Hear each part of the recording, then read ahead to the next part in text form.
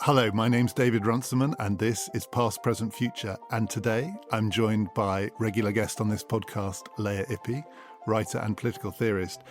And today she's going to be asking me the questions because I have a new book out. It's called The Handover: How We Gave Control of Our Lives to Corporations, States and AIs. And Lea has some things that she wants to ask me about this book. Past, Present, Future is brought to you in partnership with the London Review of Books. And if you enjoy this podcast, we are pretty sure you'll enjoy the LRB too. And you can subscribe with a special offer by just going to lrb.me/ppf. You get the first 3 months for £1 an issue. Just go to lrb.me/ppf.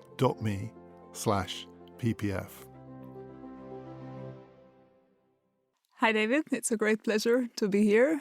I really enjoyed reading the book. There are some things that I agree with and some things that I don't agree with. But before we go into that, I thought maybe it might be good for our listeners if you give them a sense of what the arguments in the book are. You give us a short summary of it. Sure. I'll do a short summary and then we'll get mainly, I think, to the disagreements. Let's see. So this is a book about a contemporary fear.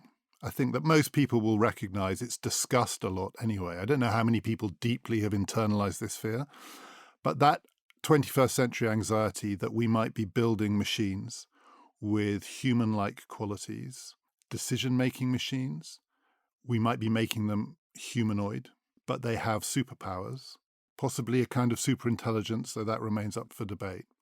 And we are empowering these machines in ways that we may lose control over them. So we want them to help us, to work for us. These AIs are there to be our servants and to make our lives go better, more efficient, faster, quicker, maybe even more fun, maybe make us richer. But we're not sure, given that they have powers that we don't have and capacities that we don't have, that they might not actually start controlling us in some ways. And in the worst case scenarios, killing us.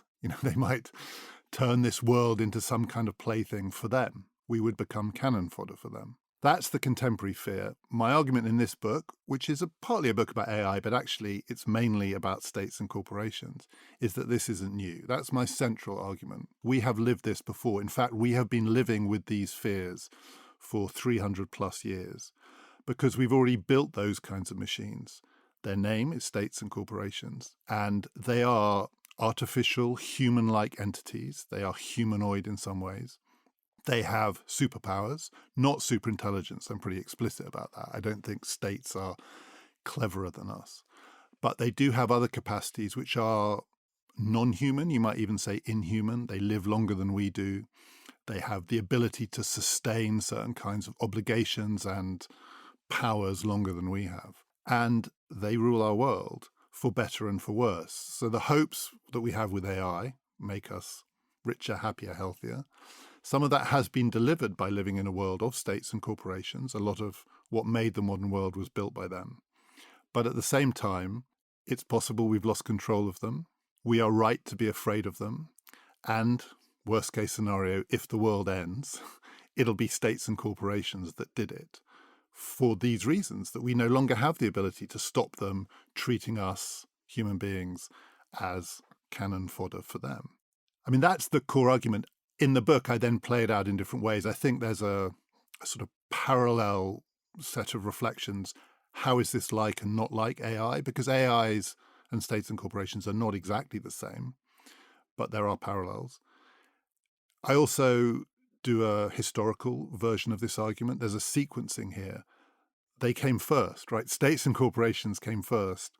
They built the world that we are now living in, including they built the capacity to build these new kinds of machines.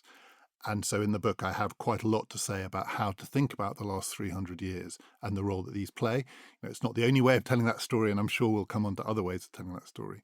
And then I think it has profound political implications. And I'll just say one more thing. If there's a moral to this book, it's that we spend a lot of time thinking about what we as human beings can do to stop the robots taking over our lives. And we think about human to artificial intelligence as a contest or a trade-off. Are they coming to take our jobs? Are we going to lose control of them? Will they do what we want? And we forget that it's not about us and them. There's a third party in this relationship.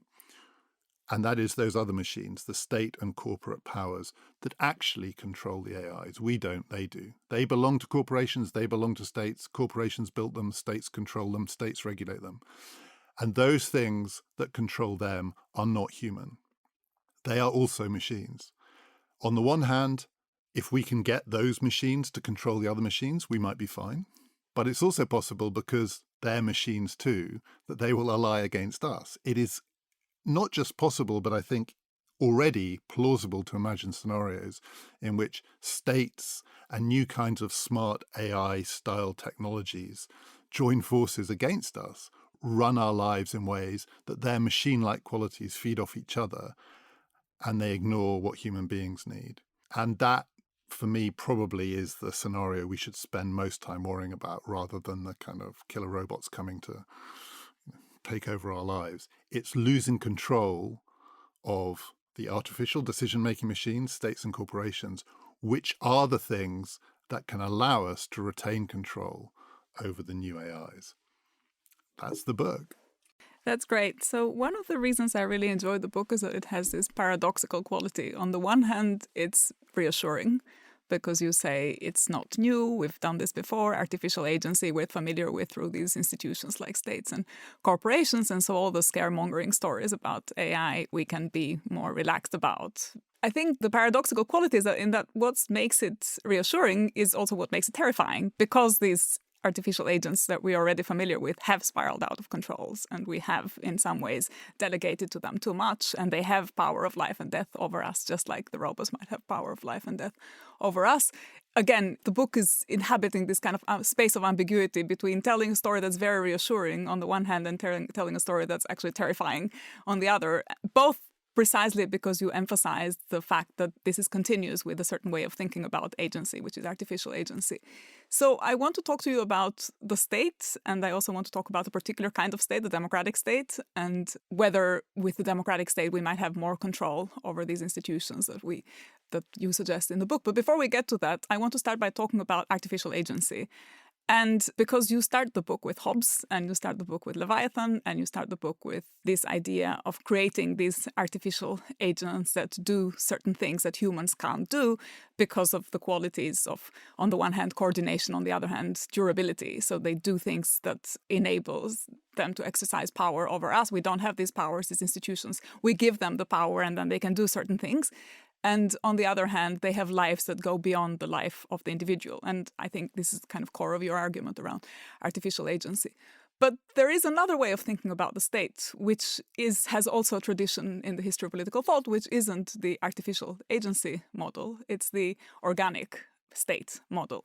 And I think the values that underpin these models are slightly different.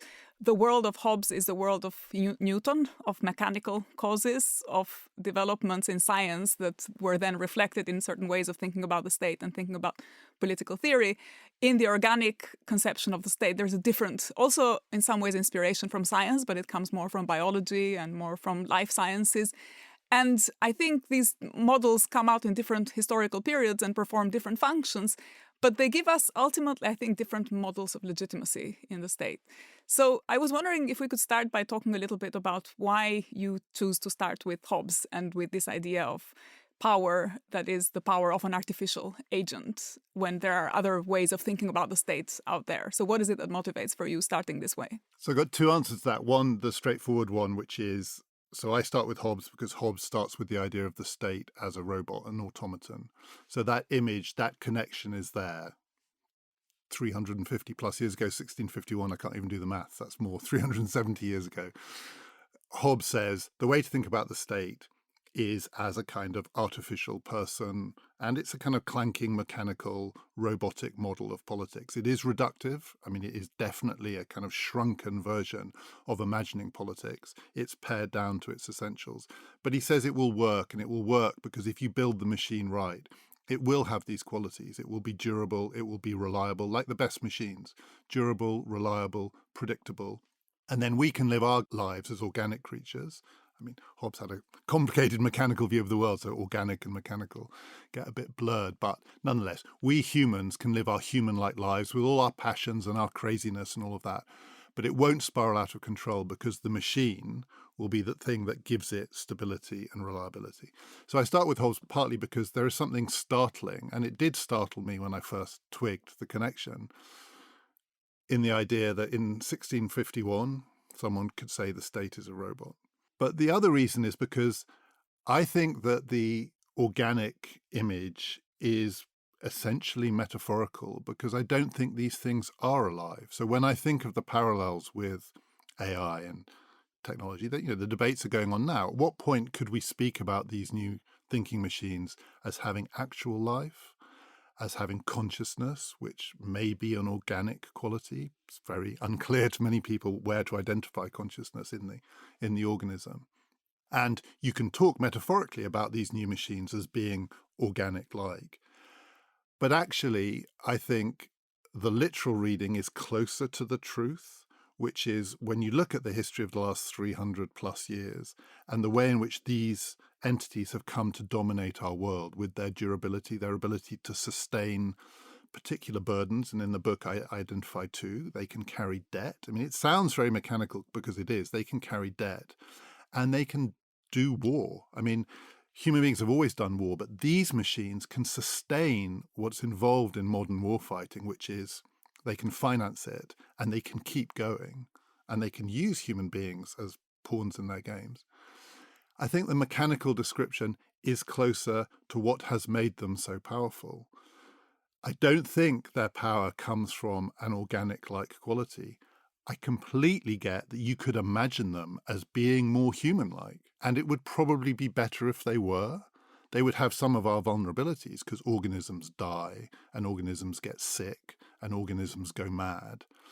These things don't do those things.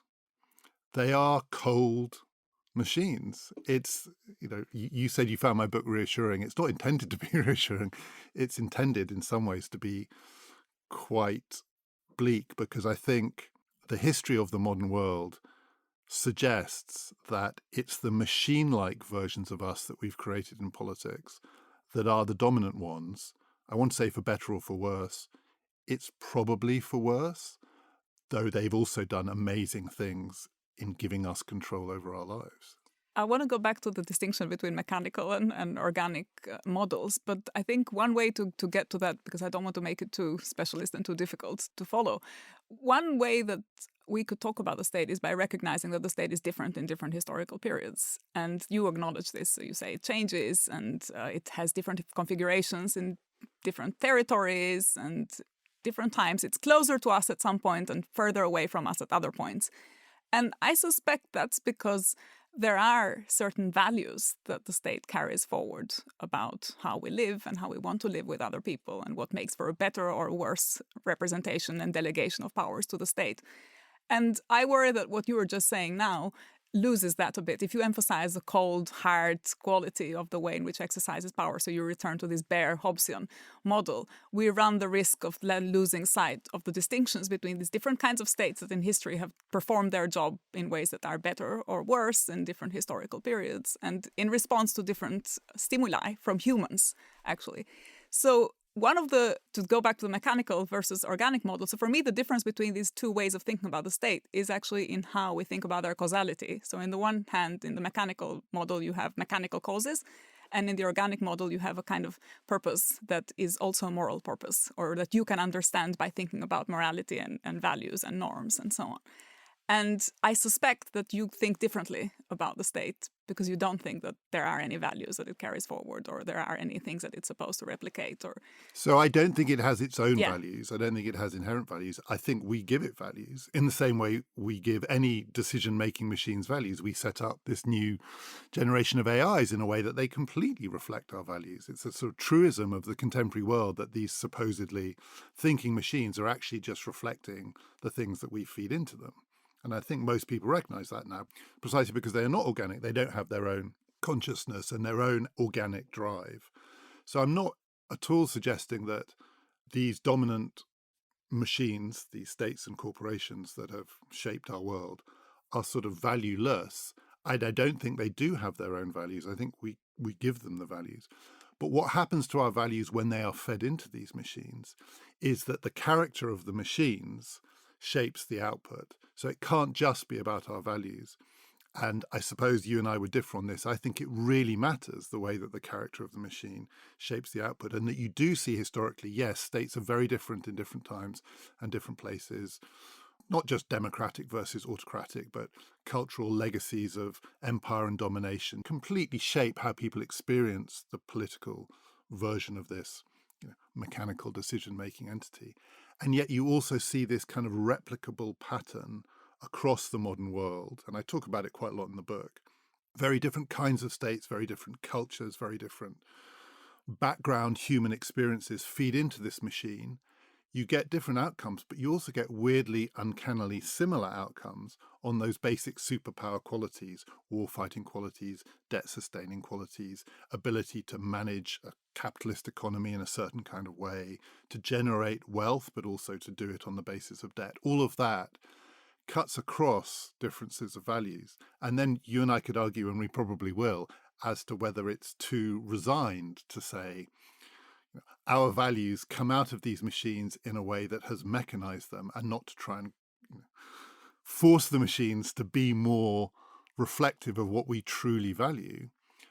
But I look at the history of the modern world and I think that that is a noble but somewhat futile endeavor. But why is it futile? Because these machines are so much more powerful than even the value-laden collective versions of us. So there are, maybe we should frame it in this way, there are versions of democracy which offer, and the Hobbesian one is not this at all, it's absolutely austere in its, you feed inputs into the machine and you just have to accept the answer it gives you, regardless of whether it seems to reflect what you value. And there are versions of democracy that, of course, can give you much more input from people and their values and what they treasure and cherish and what they want to achieve, and gives you outcomes that people who live under these systems recognize as, in some sense, their own. I do recognize that. I don't think that explains the power of these institutions. And I think the power of these institutions has artificial qualities that go beyond that and often make those qualities secondary to what they're actually doing. And I suspect that is similar to what is going to happen with AI, in that we will feed our values into these machines, but some of their superpowers, because they are inhuman, will, use this word advisedly, kind of trump that. It won't come out the way we want, and it won't because they have a mechanical or artificial life of their own. Yeah, so I think this is actually the core of our disagreement. You think there is something that's essential about that, and I think it's contingent that they have these qualities. I think it's historically contingent, and I think it has to do with the particular historical circumstances in which this model of the state was asserted. So I want to just put it to you, because that was one of the things that I was missing when I read your book, is that your book is all focused on agency, but it has very little to say about structure and about a particular way of looking at the world, which says, look, agency is actually a reflection on structural constraints, and the structural constraints aren't reducible to politics. There is also economics, there is society, there is culture more broadly, and there is a way of thinking about the development of this absolute modern state that we are familiar with historically, and its spectacular success that connects it to its coming about in these particular historical circumstances that are also connected to the circumstance in which a dominant economic model emerges and becomes consolidated, which is capitalism. So this is actually where I think we really disagree. You think that the states can go wrong and the states, we can lose control of them because it has something to do inherently with their mechanical artificial quality. And I think the mechanical artificial quality of the states that we have that are the dominant states, that model the world around them, are those qualities because of the economic environment and the political economic system in which these states have emerged and become dominant. And there were other models of states out there when the Hobbesian absolute state of France and Great Britain and its relationship to corporations, we can come to that in a minute, emerged and was consolidated. But they all lost out. Why? Because they weren't as good at putting together political and economic factors and creating these structures that were mutually reinforceable and mutually sustaining. And so they lost out. And so the Habsburgs lost out, the Ottoman Empire lost out, the Russian Empire lost out. Outside Europe, loads of different models of thinking about political community lost out and were co-opted by the absolute modern state that we know because of this combination of political and economic factors. And I worried when I read the book that your account was too much focused on agency and not enough on structure. Yeah, I got lots of things to say about that. I mean, I don't agree with you about the book because I want to defend the book. But I mean, I think it's clear that maybe I didn't make it clear enough that I absolutely agree it's contingent. So there is nothing about this that is, this is the way it was meant to be, or this was the way it had to be. It is contingent, and it is a coming together of circumstances, structure, and this kind of agency. And under those conditions, this kind of agency does seem to win out. The reason that I focus on agency is I think if you don't like that, and I think there are lots of reasons not to like it, not to be regretful. I think there are lots of reasons not to be regretful because there are definitely some good things that came out of that version of politics. Some of the things that people like Hobbes hoped might happen did happen, including we did become safer and more secure, some of us anyway, in the ways that might have been hoped. But there are many reasons to regret it. Not least, it is sort of inhuman. There is something inhuman about it. There is something mechanical and cold about it. But if you regret it, I think you need a rival account of agency, not to say, oh, it's structural. Because capitalism is not an agent. Capitalism is an ideology, or it's a set of ideas, and it's also a set of background conditions within which agency happens. And in this book, I describe these things as super agents, in contrast to the phrase that's used about AI superintelligences. So they're not superintelligences. The British state is not smarter than the smartest human beings in Britain. It's almost certainly stupider than they are. But it is a super agent because it has powers of agencies that human beings lack, of durability, of scope, of scale, of ability to sustain the consequences of decisions that goes beyond anything that any humans have ever achieved, or earlier collective enterprises, beyond anything that the Catholic Church or the Roman Empire could do. These machines can do. So if you don't like the alliance between this kind of agency and those structural conditions, I don't want to be one of those people who sounds fatalistic about this, but there are many books written about changing the structural conditions, but I don't find them plausible unless they have an account of agency which can compete with the superhuman qualities of these agents. And it's hard.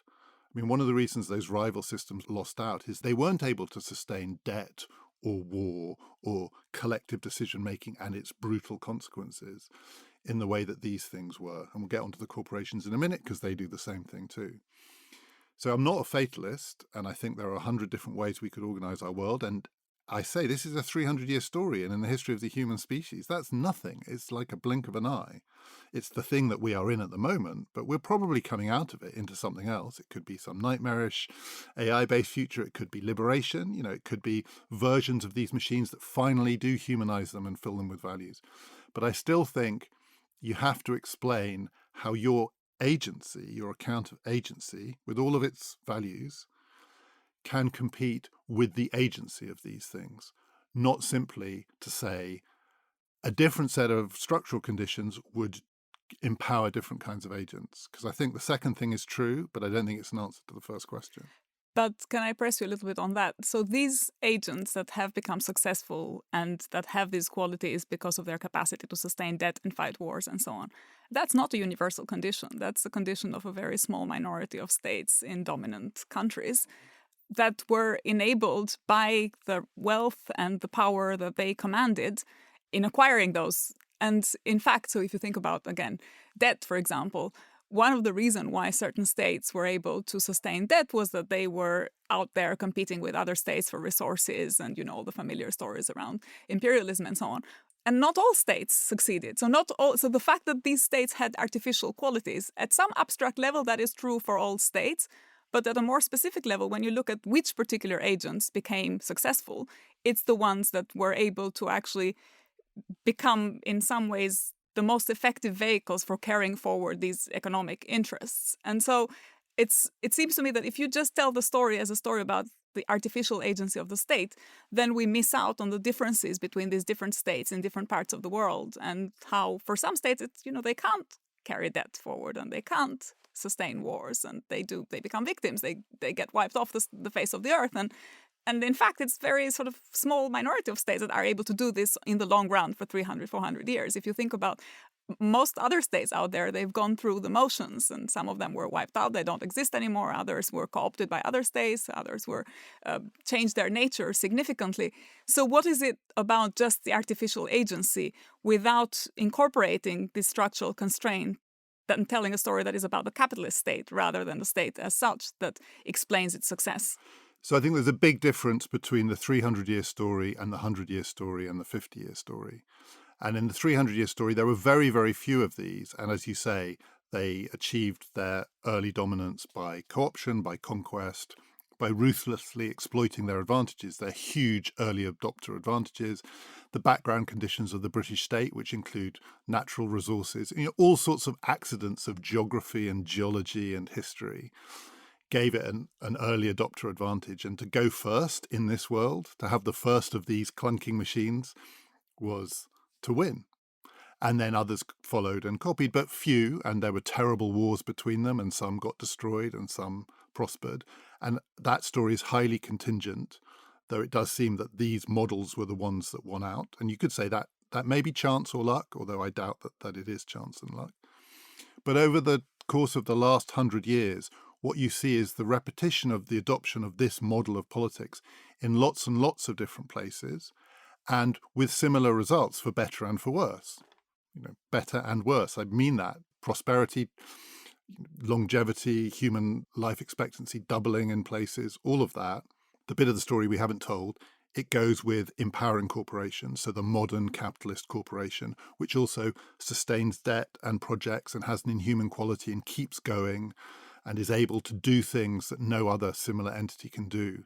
And so you see that in places like China, where China has had a powerful state for quite a long time, pretty Leviathan-like, pretty brutal.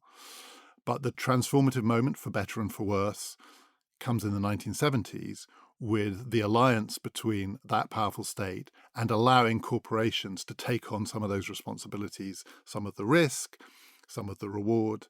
And suddenly you get this similar explosion, and you see it repeated around the world in lots and lots of different places. I'm definitely not saying in this book, I'm someone who thinks, this is not a sort of Western democratization development argument that everyone should copy the modern Western version of this in order to have peaceful and prosperous lives. I don't believe that at all. But I believe, partly through accidents of history and partly now through the conditions, meaning there are very few alternative paths available if you want to compete in this world. That is what has increasingly happened. And so you see places that don't have any of those advantages, that were victims of this kind of politics and have nothing in common, as I say in the book, Denmark and South Korea, nothing in common at all. But adopting this kind of model doesn't have to be democratic particularly.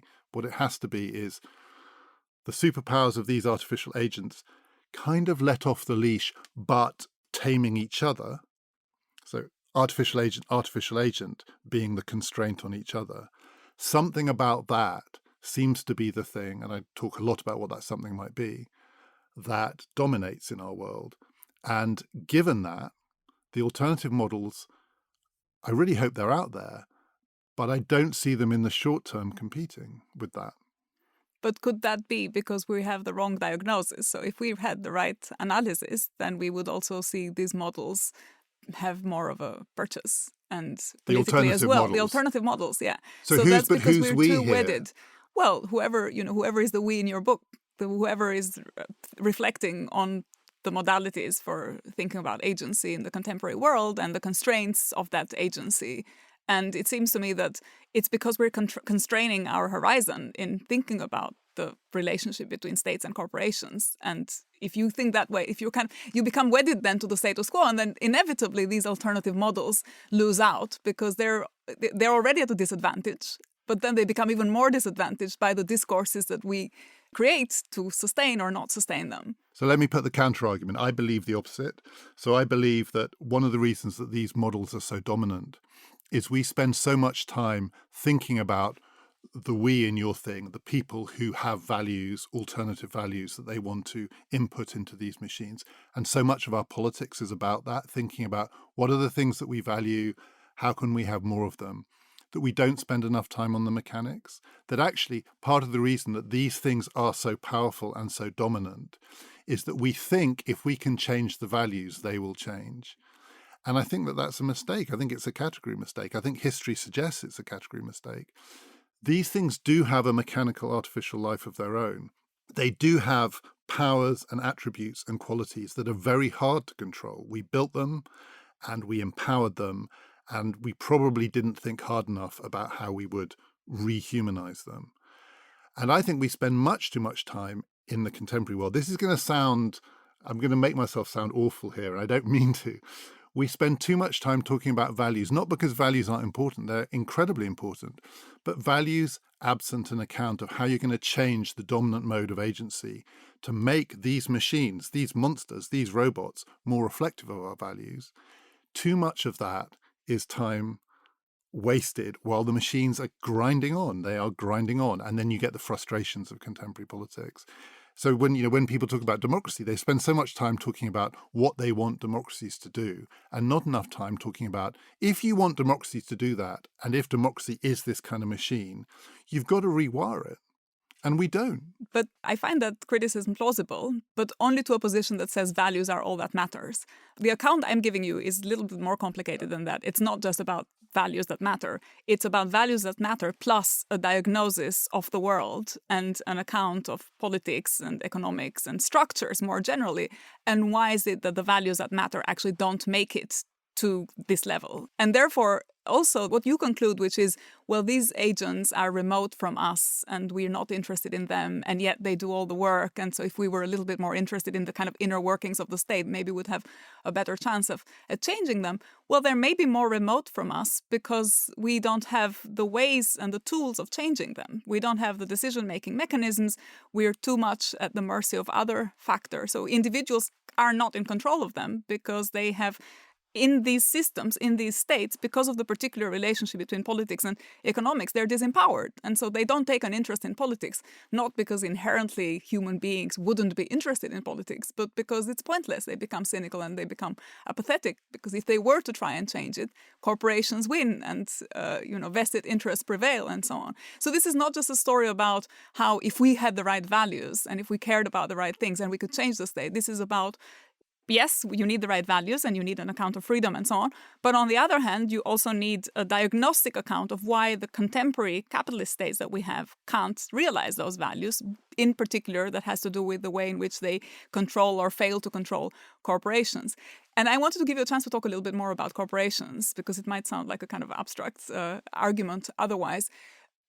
So maybe we could start by, you could say something a bit more on what role corporations play in your account and what kind of artificial agents there are. So I think corporations are similar kinds of artificial agents to this model of the state, and often they're even more pared down. Some corporations are simply shells. They solely exist to have certain basic capacities to be able to sustain certain kinds of obligations over time. And they are entirely functional. They're like the most minimal sort of algorithmic robotic entity that you feed stuff into and you hope that what you get out of it is what you want from them, all the way through to other kinds of corporate entities through history and including in the contemporary world, which are much richer versions of these artificial agents. They have state-like qualities, both in their powers, but also in the loyalties that they inspire, the allegiances of the people who feed into them, run them, belong to them in all of these ways. They're incredibly powerful, some of them. They're durable. They're not as durable as states. So there are lots of disanalogies here. And one of the big ones that I point out in the book is the number of states in the world is pretty limited, and it doesn't seem to be growing much. I mean, barely at all. Sort of around 200 seems to be what we can sustain. The number of corporations in the world is growing at an unbelievable rate, and they can be produced at will.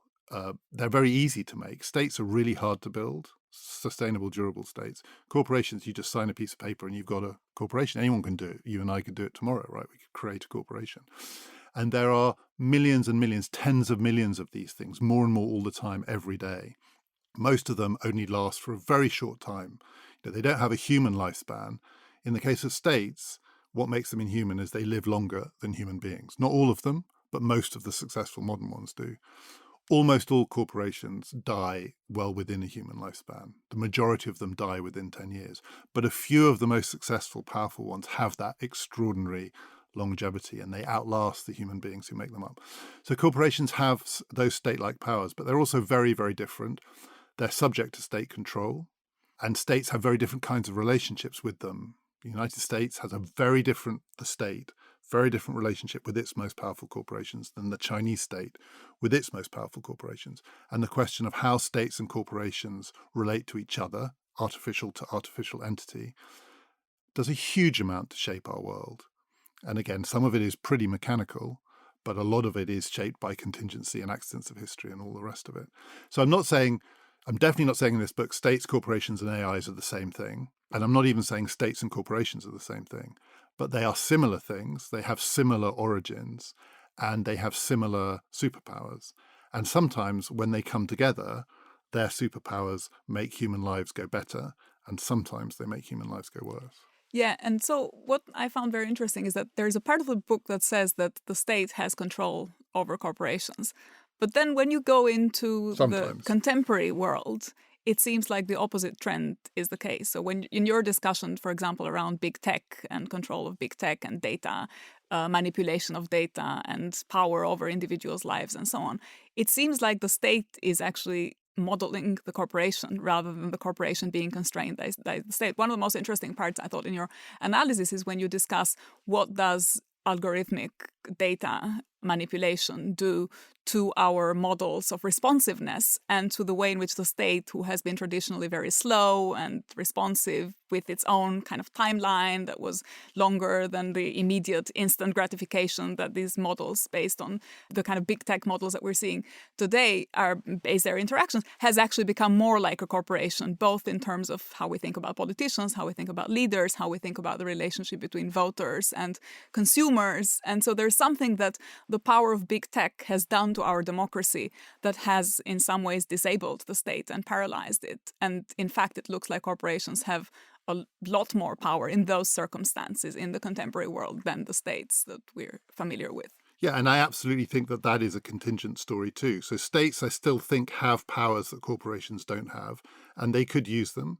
And they are using them. The Chinese state actually probably is using some of its unique state-like powers to try and get a grip on some of these corporations. Again, this is not a morality tale, and I'm definitely not saying, therefore, we should do what the Chinese are doing. It's always for better and for worse. The American state could do it. It isn't doing it for contingent political and other reasons, partly because of the way it's structured. There are times in history when corporations run riot and states give up their ability to control them. There are other times when states dominate them. And that relationship is sometimes dynamic and sometimes sclerotic and everything in between. But what's important about it is that it is a relationship between two kinds of artificial agents. So my book is not a history or an account of everything. It's not saying this is the way to understand everything.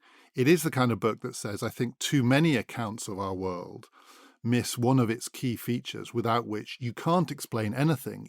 It's not a total account, but I think it is a necessary part of any account, which is these kinds of artificial agents with their particular qualities, which sometimes are quite AI-like. So then we have three players in this game: states, corporations, and the new algorithmic technologies.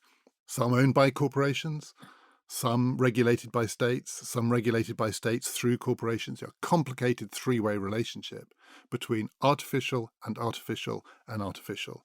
And we humans input into all of those, and we are shaped by the outcomes of all of those. But the key relationships are artificial to artificial with human input. And the temptation to want to reassert the human against these things, which I feel we all feel it. When you encounter these machines, a state that is cold and unresponsive, a corporation that is cruel and heartless, an algorithm that treats you as a source of data for its schemes. We want to scream, but we're people too. We all do. But screaming that makes no difference to the key agency relationships.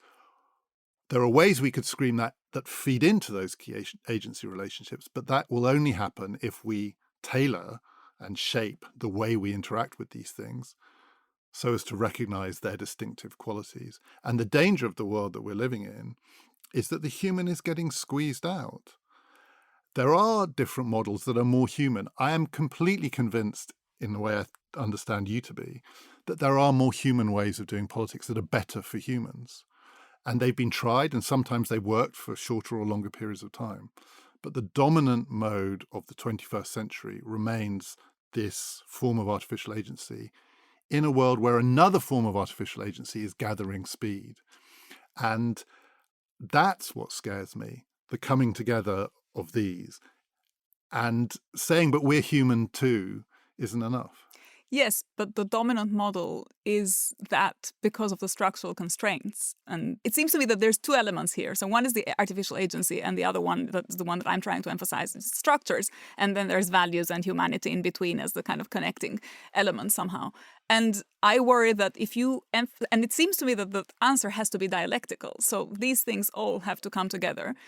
But it's important to emphasize in whose name and for what values and in what, and this is why I kind of go back to my organic beginning, which is all about what is the purpose here? What is the purpose of these institutions? And it seems to me that if we prioritize just the agency and just the artificial part of the agency argument, we then miss out on the opportunities that we have to then make them more responsive, make them more human. And I take the point that we need to kind of see which are the main players here and how they interact.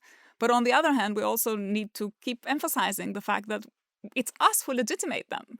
So yes, it's frustrating, but we need to keep reminding ourselves of what is the source of the frustration, which is that humans are actually squeezed out because of the particular interplay of agency and structure.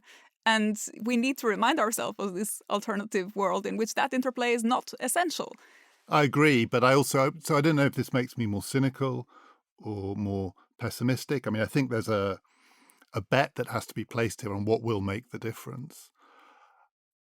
I do think part of that story of the last 300 years, the for better and for worse story, is some of the for better has disabled us from thinking about politics in these ways. And that is a fact about modernity, which is to be a modern citizen of a successful, originally sort of exploitative and brutal, maybe they're all still exploitative and brutal, but successful modern state. And the way these states work is that the machine takes decisions for us. It encourages a certain willingness to abdicate responsibility with which human beings have shown themselves over this period to be relatively comfortable. And if we want to galvanize human beings out of that, historically, what has galvanized human beings have been when the machine has failed in various ways, or the risks have become so great, or the crisis is so acute. Could be a war, an economic disaster, it could be a natural disaster, that it reminds people that they're running huge risks by abdicating responsibility to the machine.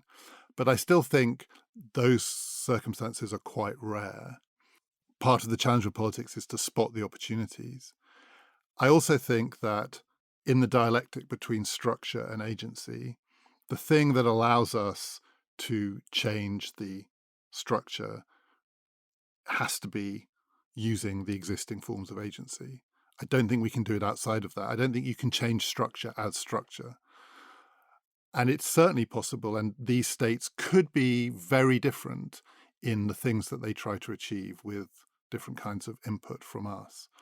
My fear or suspicion is that not enough attention is paid to these kinds of agency and just why they become so dominant, the alliances they make with each other and now with these new kinds of machines, their advantages of convenience and replicability and efficiency, all their cold mechanical advantages, that the human response to them, it's lost out for a reason. And to go back to where I started, that fear we have of AIs, which is we built them, they're going to make our lives go better. But we know we might lose control of them because they might go down a path that kind of works for us and we don't spot the point where it's gone too far. I think that is a reasonable reflection of the history of the modern world under these conditions, that relationship between structure and agency. And we should recognize that. But what's wrong with the alternative view, which is that these artificial agents are ultimately controlled by elites? and they respond to the incentives of elites, and that's why we don't have. So we have this promise of representation of all of us through this artificial agent, and the agent working for the benefits of all of us, and so on. And so there is a we there, but actually in reality, the we is very much a fragmented we, and so there's some people who actually have much more influence and impact and can really change the agents and the workings of the agents, whether it's political leaders, whether it's economic elites, and other people who are left out because of this particular configuration. Yeah, and these machines can be captured in all sorts of ways, and they have been captured. I completely agree. Right. So then the question is, how do we rescue them and rescue us from this? And I suspect we both agree that swapping out the elites isn't going to do it, although that has tended to be the dominant model that's been tried through modern political history. It requires structural change, and it requires empowering the we to have control and input in ways that hasn't been true to this point. So I think I probably agree with you, but I suspect the answer to how, I don't know the answer to how, and I don't think you know the answer to how, but how that happens, how that is going to happen, I have a feeling in the third decade of the 21st century, under conditions of rapidly advancing AI, climate change and all the strains it's going to put on basic security and, as it were, the Hobbesian dynamics of our politics, thinking really hard at the same time as thinking about what we want to achieve, about the constraints on how we can do it that are imposed by that history that I've been telling, matters in ways that aren't often recognized enough. So it is a kind of realism. It's not pessimism. I think it is a realism. But I don't think it's just we need to swap out the elites for the us. These things have a life of their own. They've been captured by elites, and elites and them have a certain kind of relationship now, not least because elites, some of them are inhuman too, right? So you want to humanize it. So my answer would be that we need to identify, well, it seems that we need to identify the structural constraints on elites. And that's what the capitalist story does, in a way. It gives you an account of why it is that the structure places certain constraints on these agents, both corporations and the state. And that's where there's another point in your book where I thought I slightly disagreed, which is you say the state has a general purpose, but the corporation doesn't have a general purpose. But that actually, I don't think that's the case. Corporations also have a general purpose, which is to make profit. It's just that general purpose is not part of the official brief of what a corporation is. So on the surface, the corporation as an agent appears to us and as an agent with a limited brief. But actually, all corporations do have a structural constraint on them, which is they need to maximize profit. And it's only once we identify that structural constraint that we can then think, okay, then what are the values that are in play when we think about the interaction between this artificial agent, the state, and this other artificial agent, which is the corporation, and how is it that we are by default committing to this value, profit-seeking, as opposed to another value that we could have, which is justice or sharing or freedom, what you name it. So I think profit-seeking is not a general value, it's a specific value for the reasons you said. A corporation that exists to maximize profit is not doing something that's of general value in the way that a state has the ability to adjust its values in real time, depending on circumstance. So a corporation is like a machine that's been set up with a particular purpose. That could be a very broad purpose, but broad is not the same as general. States are a little bit more like organic creatures. I don't think they are organic, but they mimic organic creatures in the sense that as they seek to prosper or to defend themselves, they can radically change their purpose almost at the drop of a hat, in a way corporations find really hard to do, which is one of the reasons I think states have powers that corporations don't, that could be used, their ability to change the way corporations don't. But I still think the change of the structural conditions is going to have to be done through these kinds of states. I mean, there are more radical versions of politics that would want these states to be replaced or overtaken by versions or models that allow human input in ways that are radically different. I don't think under contemporary political conditions that's going to happen, but I don't think contemporary political conditions are in any way fixed. So I think there are ways you could do this kind of artificial agency, which would really change how we all experience the world, make a fairer world, get corporations back under control, get the AIs back under control. But I still think that it's got to be channeled through this version of artificial agency. I think the story you began with, which is these other models lose out, I see nothing in the 21st century that tells me that, unlike the earlier models, this time the alternative models will win. I think, Lea, I don't know if you agree with this, we could keep going for quite a long time. And maybe we should continue this conversation both off mic and on mic. Let's do more. Not about my book, but we haven't even got to democracy yet. And yeah, what that it was means. the next thing I wanted to ask you Yeah, about. and I think if democracy we did that, is the missing link between humanity and artificial agency and structure. I think that's another 50 minutes. So let's do that again. And let's not make it about my book. Let's make it about democracy, which is slightly more important. But if anyone after that would like to read my book, and I really hope you do, I hope you can hear that there's a lot in it to agree with and a lot to disagree with. And also, if you would like to support independent bookshops, which is a value that I think a lot of us want to uphold, you can get the book from bookshop.org. And for PPF listeners, if you type in Handover when you check out, you get shipping for free for the next couple of weeks anyway. So if you'd like to buy the Handover, just go to bookshop.org, and then when you check out, type in Handover and it'll be shipped to you for free. Do please follow us on Twitter. I still refuse to call it X, at PPF Ideas. I'm going to be doing some events about this book, and if you'd be interested in coming along, we will tweet the links to those events there too. Coming up on Past, Present, Future, we have got lots of people talking about lots of different ideas, starting with a conversation about the enduring appeal of George Orwell's Animal Farm. Why has that book lasted in the way it has? And what does that tell us about political allegories? Please join us for that. Thank you to Lea. I really enjoyed that conversation. I feel beaten up, but in a good way. Thank you. It was really great. My name's David Runciman, and this has been Past, Present, Future, brought to you in partnership with the London Review of Books.